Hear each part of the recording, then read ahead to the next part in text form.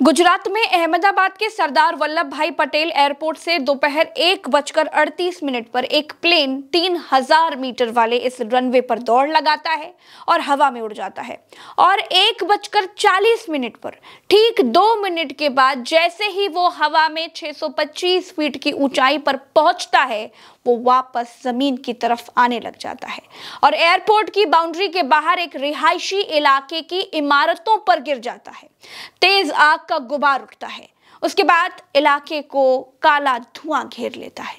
ये plane air India का था दोस्तों। इस प्लेन में 242 लोग सवार थे।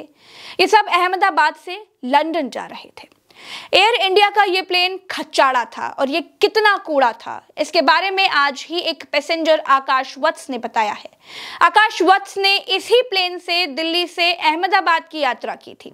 अहमदाबाद से ही ये प्लेन लंदन के लिए उड़ा था, तो उन्होंने इस प्लेन को लेकर क्या कुछ कहा और क्या कुछ सवाल उठाए, सुनना बेहद जरूरी है। सुनिए। This AC is not working. Look at everyone, and it's so many people they are using these magazines. AC is not working at all. And as usual, your TV screens are also not working. Neither this button for calling the cabin crew. Nothing is working. दोस्तों, plane crash होने से ठीक पहले की ये plane के भीतर की तस्वीर है। देखिए दोस्तों, जिस प्लेन का एसी तक काम नहीं कर रहा था, जिस प्लेन की लाइट पैसेंजर की जलाने से जल ही नहीं रही थी, वो प्लेन कितना खटारा होगा, इसका अंदाजा तो आप लगा सकते हैं। जिस प्लेन के एसी का रखरखाव तक नहीं था, उस प्लेन के इंजन का कितना ध्यान रखा जाता होगा, ये सोचने वाली बात है। ये तस्वीर देखिए। इस तस्वीर में दिखाई दे रहा है एक परिवार जो कि राजस्थान के बांसवाड़ा का है। सबकी विमान हादसे में मौत हो गई। डॉक्टर कोनी व्यास पैसिफिक हॉस्पिटल से इस्तीफा देकर अपने पति प्रदीप जोशी के साथ लंदन में शिफ्ट होने वाली थी। आज सभी बच्चों के साथ जा रही थी और इस दुखद हादसे का शिकार हो गई। सवाल ये है दोस्तों कि कैसे हुआ ये प्लेन हादसा? क्या इसके पीछे कोई विदेशी साजिश है? क्या एयर इंडिया का प्लेन ज्यादा गर्मी के कारण क्रैश हो गया? क्यों बोइंग कंपनी के इन जहाजों पर 3 महीने का प्रतिबंध लग चुका था? क्यों बोइंग के ये जहाज खटारा कहे जाते हैं? क्या कम रनवे पर दौड़ाकर प्लेन को उड़ा दिया गया? क्या ज्यादा माइलेज के चक्कर में 242 लोगों की जान चली गई? क्या एयरपोर्ट के बगल में मौजूद साबरमती नदी में प्लेन को गिराकर यात्रियों की जान बचाई जा सकती थी? एक एक बात बताऊंगी दोस्तों, सारी कहानी आपको समझाऊंगी। नमस्कार, मेरा नाम प्रज्ञा मिश्रा है और आप देख रहे हैं प्रज्ञा का पन्ना। दोस्तों, एयर इंडिया का जो प्लेन क्रैश हुआ वो बोइंग कंपनी का था। बोइंग अमेरिकी कंपनी है। इस प्लेन क्रैश में गुजरात के पूर्व मुख्यमंत्री विजय रूपाणी भी नहीं रहे, वो भी इस हादसे में मारे गए। कोई जिंदा बचा है? फिलहाल मेरे वीडियो करने तक तो ऐसी कोई खबर नहीं आई।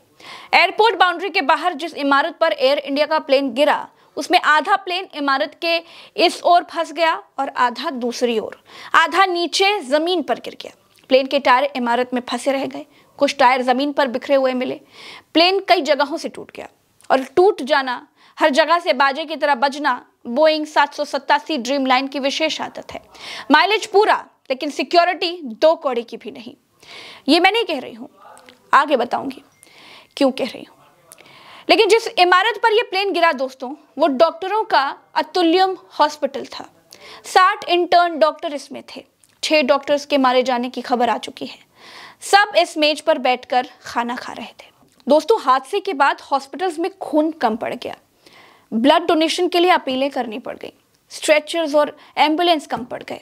इलाका सीरिया, इराक जैसा लगने लगा था। बिल्डिंग्स काली काली दिखाई देने लग गई।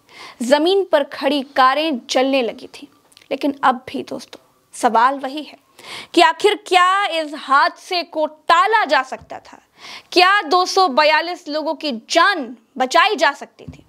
तो जवाब है हाँ, बचाई जा सकती थी। लेकिन भारत में भारत की सरकार के लिए भारत के लोगों की जान की कीमत एक वोट से ज्यादा और कुछ नहीं है। सोचिए, गाड़ी विदेश में चलती है, पूरी सेफ्टी फीचर्स के बिना वो चल ही नहीं सकती। एक 4 पहिया गाड़ी भारत में चलती है, उसमें कम पैसे खर्च करने वालों को 2 एयरबैग मिल जाते हैं, उससे ज्यादा खर्च करने वालों को 4 एयरबैग मिल जाते हैं, उससे ज्यादा पैसे खर्च करने वालों को कार में 6 एयरबैग मिल जाते हैं। यहाँ की सरकार की नजर में लोगों की जान की कीमत पैसे के हिसाब से तय होती है। जबकि विदेशों में कंपनियों के सेफ्टी फीचर्स हर गाड़ी में बराबर होते हैं, चाहे कोई रामू खरीदे या फिर कोई सेठ जी खरीदे। यही बात क्रैश हुए बोइंग कंपनी के 787 ड्रीमलाइनर विमान पर भी लागू होती है। दोस्तों एयर इंडिया के इस क्रैश हुए विमान में इंजन की खराबी या टेक्निकल फॉल्ट बताया जा रहा है, लेकिन सवाल यह है कि विमान में 2 इंजन दिए जाते हैं, दोनों इंजन उड़ान के दौरान चालू होते हैं। अगर एक इंजन में कोई खराबी आ जाती है तो दूसरा इंजन इतना कैपेबल होता है कि जहाज को वो सही सलामत पास के किसी एयरपोर्ट तक पहुंचा पाए, लेकिन बोइंग का ये ड्रीमलाइनर विमान उड़ते ही गिर गया। दैनिक जागरण के मिड डे अखबार में आज एक ऐड छपा था जिसमें एयर इंडिया का विमान बिल्डिंग फाड़कर बाहर निकलता हुआ दिखाई दिया। ये इत्तेफाक था या उसी तरह की घटना? खैर दोस्तों, अब मैं आपको बताऊंगी कि कैसे बोइंग के यह खटारा विमान मौत के सौदागर बनकर आसमान में उड़ रहे हैं। 2013 की बात है। 2 नए ड्रीमलाइनर 787 विमान जापान की 2 एयरलाइन कंपनियों के बेड़े में शामिल किए गए थे। इनमें लगी बैटरी में आग लग गई। आग लगने के चलते उसकी इमरजेंसी लैंडिंग करवानी पड़ी। अमेरिका की फेडरल एविएशन एडमिनिस्ट्रेशन ने 3 महीने के लिए दुनिया भर में सभी ड्रीमलाइनर विमानों की उड़ानों पर रोक लगा दी थी। उसके बाद बोइंग ने अपने बैटरी सिस्टम और उसके इंजन की गर्मी से बचाने के तरीके में कई सुधार किए थे। 2020 से 2022 के दौरान ड्रीमलाइनर में कई मैन्युफैक्चरिंग डिफेक्ट की खबरें आई थी। बोइंग ने भी माना था कि ड्रीमलाइनर की मैन्युफैक्चरिंग में कई तरह के फॉल्ट्स हैं। अप्रैल 2024 में दोस्तों बोइंग में काम करने वाले एक विस्ल ब्लोअर ने दावा किया था कि ड्रीमलाइनर 787 की बॉडी के कुछ हिस्से ठीक से नहीं जुड़े हैं और ये उड़ानों के दौरान बीच में ही टूट सकते हैं। ये विस्ल ब्लोअर इंजीनियर सैम साले थे जो 10 साल से ज्यादा समय से बोइंग में काम कर रहे थे। बोइंग में लंबे समय तक काम कर चुके जॉन बर्नेट ने 2024 में ड्रीमलाइनर 787 की सेफ्टी को लेकर के कई सवाल उठाए थे। मार्च 2024 में उनकी रहस्यमयी परिस्थितियों में मौत हो गई थी। घर के पास ही एक पार्किंग एरिया में उनकी लाश मिली थी। दोस्तों बोइंग 787 में इलेक्ट्रिकल सिस्टम का फेल्योर, विंडशील्ड में दरार, फ्यूल लीकेज और सॉफ्टवेयर में कई गड़बड़ियां होती रही हैं। 2024 में जापान में 787 की टेक्निकल कमियों की वजह से एक हादसा हुआ जब ANA एयरलाइंस के 787 में हाइड्रोलिक ऑयल लीक हुआ, जिसके बाद विमान को रनवे पर ही रोकना पड़ गया था। इस प्लेन क्रैश के कई कारण बताए जा रहे हैं। पहला कारण है डबल इंजन फेल्योर, यानी दोनों ही इंजन एक साथ फेल हो गए। दूसरा है स्टॉल हो जाना, मतलब जब विमान की नोज यानी आगे निकली हुई जो एक चोंच होती है वो बहुत ज्यादा ऊपर की ओर हो जाती है तो विंग्स पर हवा का प्रवाह सही तरीके से नहीं हो पाता है।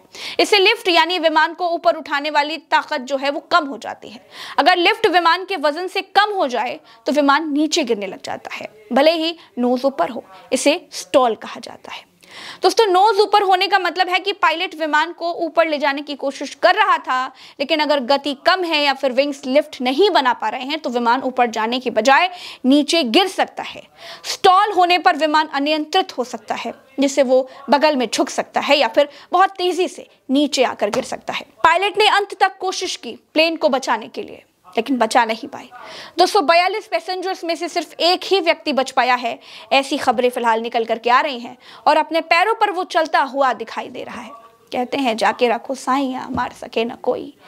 सरकार को एविएशन के नियम कड़े करने चाहिए। खटारा प्लेन क्यों चल रहे हैं, इसकी गहन जांच करनी चाहिए। मेरे साथ फिलहाल इस वीडियो में इतना ही। चैनल को सब्सक्राइब जरूर कीजिएगा। नमस्कार।